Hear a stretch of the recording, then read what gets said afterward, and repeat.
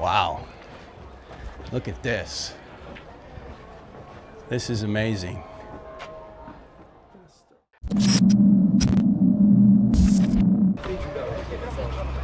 السلام عليكم ورحمة الله وبركاته. معلش أنا آسف للإزعاج والتعب، تعبناكي معانا.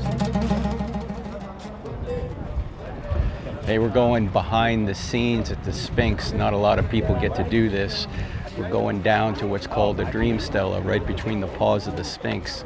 And we will explain what that means when we get there. But you can see there's a whole ton of people over there. That's normally about as close as you can get to the Sphinx if you're just doing a normal tour. But we've been given special permission, so let's go see what happens.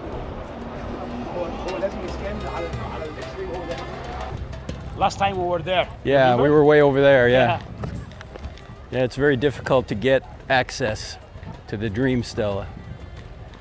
Last time we were here, we were over standing on that ledge.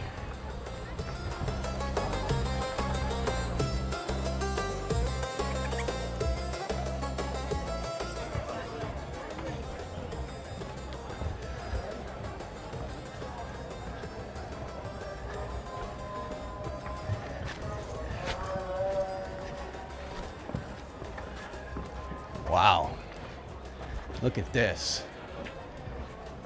This is amazing.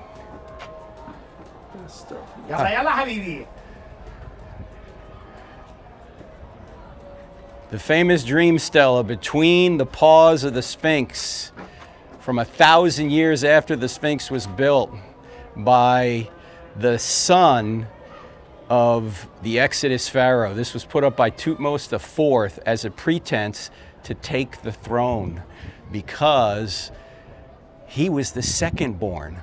The firstborn likely died in the plague. In fact, 𝗦𝗨𝗣𝗑𝗏 II, the pharaoh of the Exodus, his son, probably about 15 years old, was found in his tomb down in Luxor.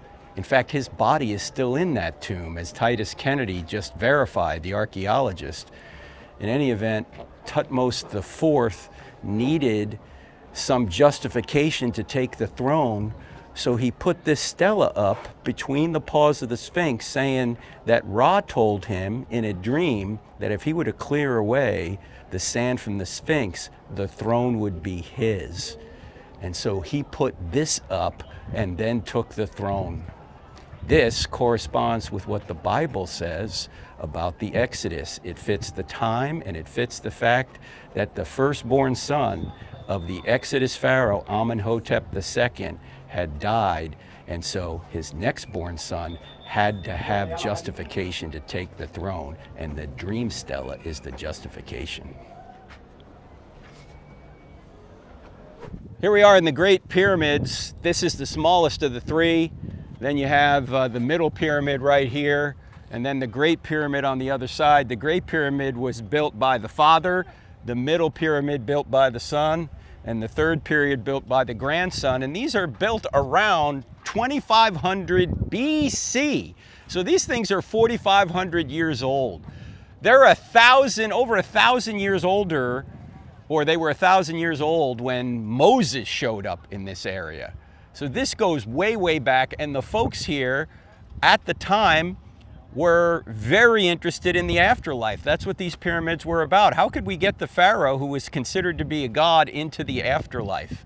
And so they would put all sorts of things that they thought the pharaoh would need in the tomb. They've all since been looted. The only tomb that wasn't looted was the unknown tomb at the time, and that's Tutankhamun, and his tomb is about 400 miles south of here in Luxor. That's the modern name, used to be Thebes.